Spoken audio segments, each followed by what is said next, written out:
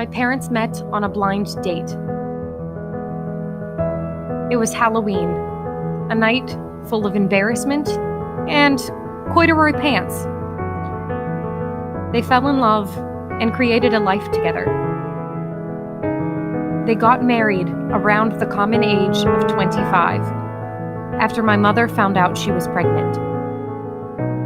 They had a beautiful baby boy and named him Zachary, perfect in health. 18 months passed and another baby was on its way. This time, a girl. Things started out okay. All signs showed a pretty healthy baby. My father was so excited to finally have a little girl to name Emily.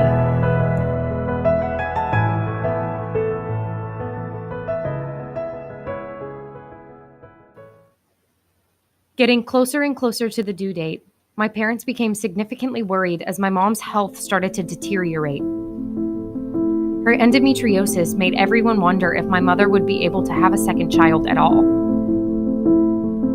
Nearing the end of her pregnancy, my mother wasn't feeling well and had to be rushed to the hospital. She began having contractions. Not long after, my mother's body began to fill with fluid, physically becoming so large that she looked like a balloon. Her blood pressure had skyrocketed. All signs of a dangerous condition called toxemia. At 3 p.m., my mother's doctor induced her labor, 6 weeks before her due date.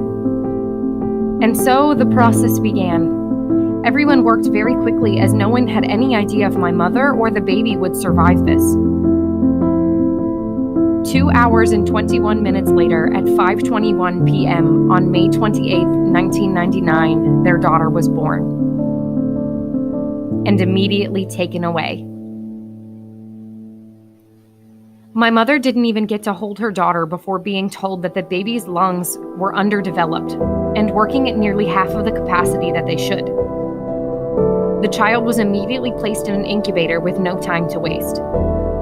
She was then transferred to West Penn Hospital over an hour away. This baby was me, and I stayed in that hospital, in that incubator, for 12 days.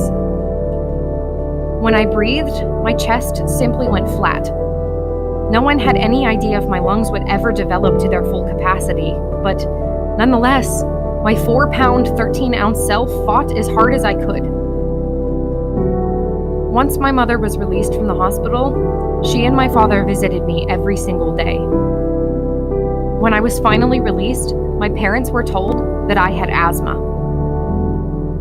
After this entire process, their little girl only withheld such a minor issue as asthma. It was such an incredible story that they chose to name me Destiny, the hidden power believed to control what will happen in the future, fate. Growing up, the asthma definitely caused problems.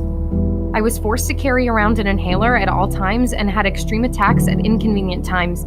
I couldn't even participate in gym class. Today, nearly 19 years later, I have not had an asthma attack in over 10 years.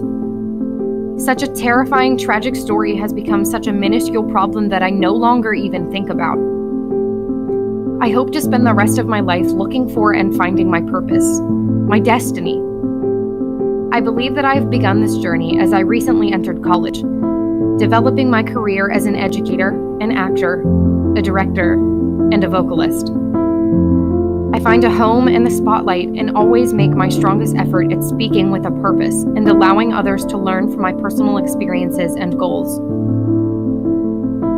Who knew that a 4-pound girl with half her lungs would end up having such a strong voice, even when all odds were against her?